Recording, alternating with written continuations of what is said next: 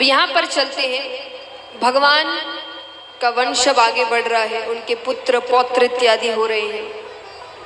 वहीं पर एक कथा आती है, बाणासुर नामक एक दैत्य था, महादेव जी का बहुत बड़ा भक्त। वो 10 से 12 घंटे महादेव जी की पूजा करता था, और पूजा यानी केवल श्रृंगार, सिर्फ श्रृंगार। और क्योंकि पूजा पाठ उसे करना आता नहीं था, तो एक बार उसी रास्ते से कुछ संत इत्यादि जाते हैं, तो वो देखते हैं, वो बड़े प्रसन्न होते हैं। तो वो बाणासुर से कहते हैं कि तुम 10 से 12 घंटे केवल श्रृंगार करते हो, कोई स्तुति नहीं करते, कोई भजन नहीं गाते, कोई मंत्र नहीं कहते। अब वो कहे मैं तो दैत्य हूँ, मुझे कहाँ ये सब चीजें आती है, मुझे जितना आता है, जितना कर सकता हूँ, जितना देख देख कर सीखा है वही करता हूँ। तो उन्होंने उसे कई चीजें सिखाई, कुछ स्तुतियाँ सिखाई। वो उसी का जाप करने लगा, जाप करता है, तपस्या करता है। तो महादेव जी आते हैं, महादेव जी बड़ी जल्दी प्रसन्न होते हैं। महादेव जी ने कहा क्या चाहिए वरदान में, लेकिन एक दो स्तुति सीख लेने से वो ज्ञानी थोड़ी बन जाएगा। उसने वरदान में क्या मांगा, वो कहता है कि आपका श्रृंगार करने में बड़ा समय लग जाता है, मुझे 1000 हाथ दान में दीजिए। भक्त भोले, भगवान उनसे ज्यादा भोले। महादेव जी ने कहा तथास्तु, लेकिन अब वो 1000 हाथों का करे क्या, क्योंकि जो काम 10 घंटे में होते थे 2 हाथों से, अब वो 1 घंटे में होने लगे। पूरा दिन वो खाली बैठा है, वो हाथ भारी लगने लगे, वो पर्वतों को उससे तोड़ने लगा। रोते रोते भगवान को फिर से पुकारता है।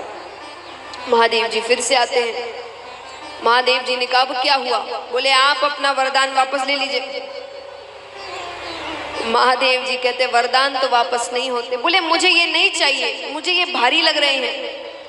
महादेव जी ने कहा चिंता मत करो, कुछ समय बाद श्री कृष्ण तुमसे युद्ध करने आएंगे और वो तुम्हें इन 1000 हाथों से मुक्त करेंगे।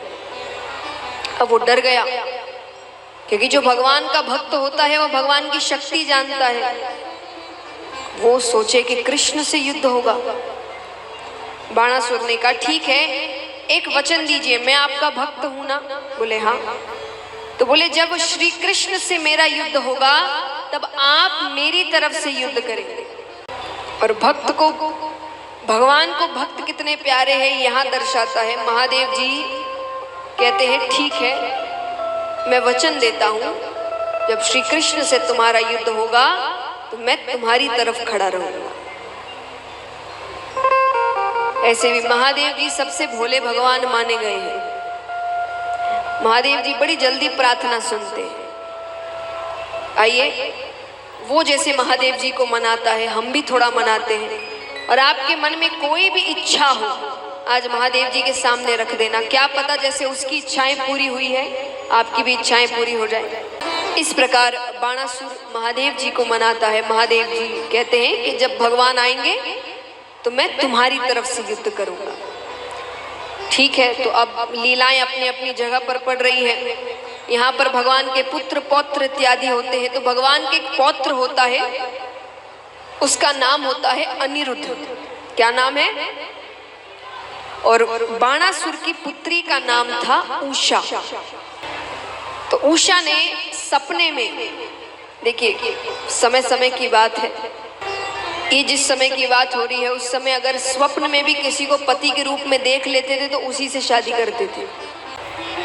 तो उषा ने स्वप्न में अनिरुद्ध को पति के रूप में देख लिया। पति के रूप में देख लिया तो क्योंकि अब दैत्य की बेटी है तो थोड़ी हरकतें दैत्यों वाली आएगी। तो साधारण लोगों के तरीके क्या होते हैं कि अगर कोई पसंद आ जाए तो रिश्ता लेकर जाते हैं, परिवार आपस में बात करते हैं, दोनों की हामी होती है तो शादी। लेकिन अब वो दैत्य की पुत्री है। यहाँ उसने सपना देखा, सपने से उठते ही रातों रात उसने अनिरुद्ध को उठा लिया, अपहरण करके ले आया।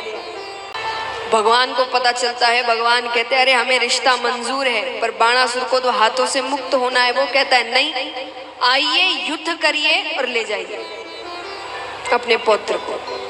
ठीक है, भगवान आते हैं, युद्ध शुरू होता है तो भगवान पहला बाण चलाते हैं। तो पहले ही बाण से भगवान वो 1000 हाथों से उसको मुक्त कर गए। जैसे ही भगवान दूसरा बाण चलाने वाले होते हैं कि महादेव जी बीच में आ जाते हैं। महादेव जी कहते हैं जो काम होना था वो हो गया, अब आप बेटी दीजिए और आप बहू ले जाइए, आगे युद्ध का कोई मतलब ही नहीं है। तब भगवान अपने पौत्र और पौत्र वधू को अपने साथ द्वारका लेकर जाते हैं। तो इस प्रकार भगवान के स्वरूप के बारे में बताया गया। अब चलते हैं सुखदेव जी के अवतार की कथा की ओर। ऐसे तो अलग अलग शास्त्रों में अलग अलग ढंग से बताया गया है, पर दंत कथा के अनुसार एक बार ब्रह्मा जी ने एक सभा का आयोजन किया। इसमें कई ऋषिगण इत्यादि सभी आते हैं। तो उस सभा में एक प्रश्न उठा देवी देवता ऋषिगण सभी से कि इस 3 लोक 14 भुवन में सबसे कीमती वस्तु क्या है, सबसे महत्वपूर्ण, सबसे कीमती, जो हर जगह नहीं मिले। तो सब अपना अपना जवाब देने लगे। कोई कहे सोना, कोई कहे चांदी, कोई कहे हीरा। तो वहां ऋषिगण भी बैठे थे, उन्होंने कहा नहीं नहीं, ये चीजें तो बहुतों के पास मिलेगी, यहाँ भी होगी, कितनों के पास सोने की कोई ना कोई वस्तु होगी, कईयों के पास है। तो जो कईयों के पास हो वो सबसे कीमती कैसा हुआ? सबसे कीमती तो हर किसी के पास होना नहीं चाहिए। तो ऋषिगण कहते हैं ये तो बहुतों के पास मिलता है। तो बोले फिर आप बताइए सबसे कीमती क्या है? तो ऋषिगण कहते हैं अगर सबसे कीमती कुछ है तो वो है प्रेम।